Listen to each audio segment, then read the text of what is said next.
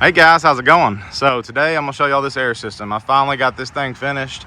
I don't have anything else to do on it, so glad it's over. But anyway, this is the largest air system I've ever put on a truck. I've done a lot of air systems, and this is by far the largest and the most complicated. So I'll walk y'all through it and just show you what we got going on. Anyway, as y'all seen on this front bumper, I've got a train horn mounting punk. This of course is a RS5T. As you can see, there's the puck. So the way this works is I've just got 2 bolts in it, but there's 4 areas you can bolt the horn down to. You just undo your bolts. See, I got one right there. That allows me to take the horn off.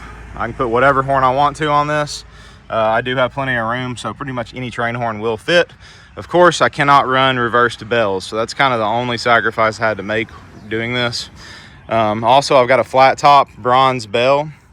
Cool to finally have a good bell to play with. And then I have a Q2B, like a fire truck siren on here. I do have an extra spot. I can run air off the front of the puck. I had this puck special made for me because there are some horns, say like a beable, where the air inlet is on the back of the manifold, so I can run a small feeder line from there. I'll plug the hole the puck's on, so I can run a small feeder line from there to the back of the manifold on whichever horn it is. So anyway, total system capacity, around 300 gallons, maybe a little bit more because of the airline. I'm going to show you all the bed, and then we'll hop up in the cab in a minute. So this is a tank I added under here, 20-gallon tank. This air system is set up in two stages. So I have my daily train horn use side, which would be like on the front bumper. You know, just if I don't want to air up the big tanks, that small tank under here is tied in to the truck's air system. So the engine-driven compressor that's on the truck, it feeds to that tank. I have a valve going in the cab. You can turn on and off. That valve controls air from the truck air tanks, goes to this tank. So I can have the valve off, complete stock air system on the truck. Turn the valve on, truck feeds that tank right there. All right, that tank is the main tank that has the main outlet line to the cab, to my ground white valve. It's actually a Veloco valve that goes to the train horn. So that train horn always feeds off of this tank. Now in the back, I'm gonna crawl up in here. I've got my Leslie 425 and my 300 in here. I went out last night late and blew them. They sound pretty sweet together. So this is my Ingersoll Rand gas compressor. I bought this thing. I was a little worried it wasn't gonna be able to handle this big tank, but it actually does really good.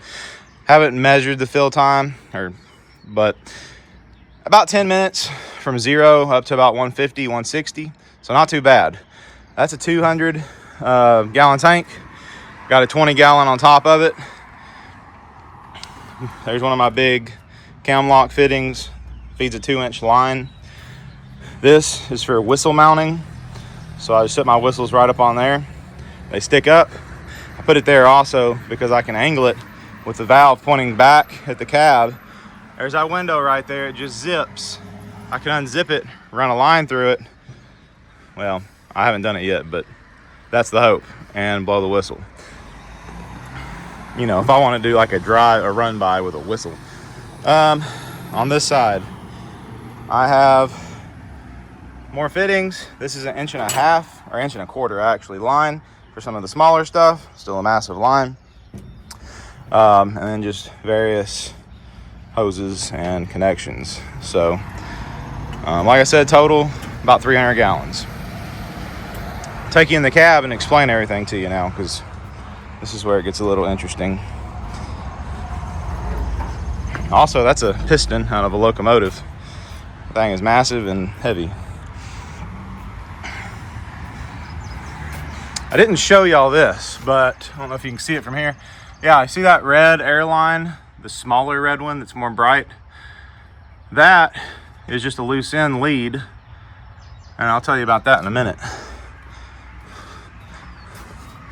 Hop up in here real quick.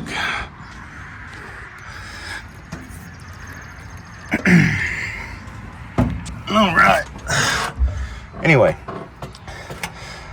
this truck had CTIS, Central Tire Inflation System. That's what those 2 red buttons and the 3 black are.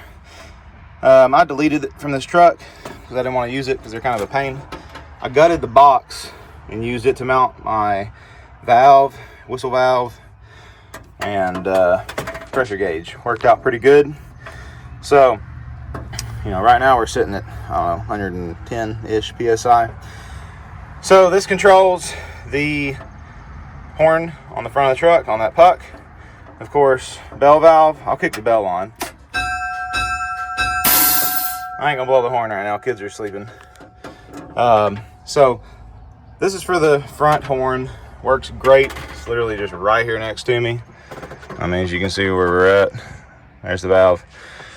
Up here, and I do have to do this actually, I said I was done. This switch goes to a 3/4 inch solenoid valve that's under the truck.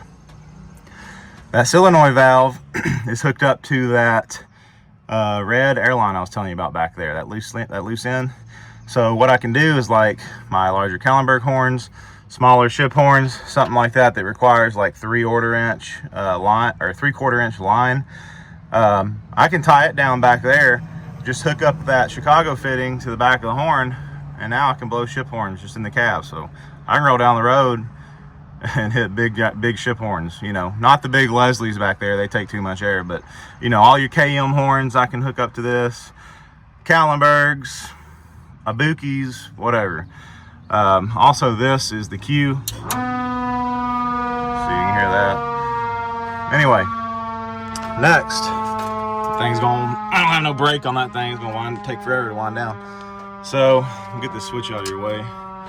This right here, this is the line. I just got it draped like this. I may redo it. I barely had long enough line to do it, so I just did like this. I may end up running it all the way down there and back here to make it look a little better. But this goes from the truck's air, so the stock air tanks on this truck, which I think it has like 20 gallons, goes from that tank back to that 20-gallon tank that I told you I added that feeds the main horn puck. So if it's empty, or say I don't have any air in the system, I want to just start the truck and get out of here, I just keep this off. The truck airs up as normal. You know, like nothing's done to the system. Once I get it to pressure, or if I want to fill that tank, I just open that valve. The truck is gonna, you know, that adds that 20-gallon tank to the truck's air supply. So I can, you know, it takes a little longer for the truck to fill up from zero, because this truck leaks down to zero after a day and a half. It's got a couple leaks, secondary at least does. But anyway, from zero, you know, airing it up, that doubles the capacity of the truck. Takes a little longer to fill it up, but anyway, once it's up, it's good. The truck has no problem handling it, and that gives me extra capacity to blow these horns with, because this truck does have air brakes, so I don't want to just completely drain the air system, because that causes issue. Next, from that 20-gallon tank in the back, I have a line running from it up under the truck to the back side of all these big giant tanks, right? That valve right there is what's in between that 20-gallon tank and the large ship horn air system. So the reason I did that, first off, the way I have it tied in, if I had an issue with this truck's air system, say the compressor went out on the truck, or I had a really bad leak and the truck couldn't keep up with it, I can fire up my big compressor in the bed, open that valve, and I can feed the truck air from my setup. That way, if I got stranded on the side of the road with a bad air leak, I could kick on the compressor and feed it air. Also, I can turn this valve off if I don't want to mess with the truck's air. Remember, I turn this valve off, it's like the truck is stock, because that valve leads to the 20-gallon tank. So I can have that off, I can have this on, and then that's going to allow my horn on the front bumper to have around 300 gallons to blow with. So if I want to do extended run-bys with like M horns or big Leslie's, I have no shortage of air. I have 300 gallons pretty much, you know, at my fingertips to do whatever I want with. So hope you're following me. Hope that makes sense. I thought all this out a lot. Took a while to run it. There's a lot of fittings involved in this air system, a lot of money too.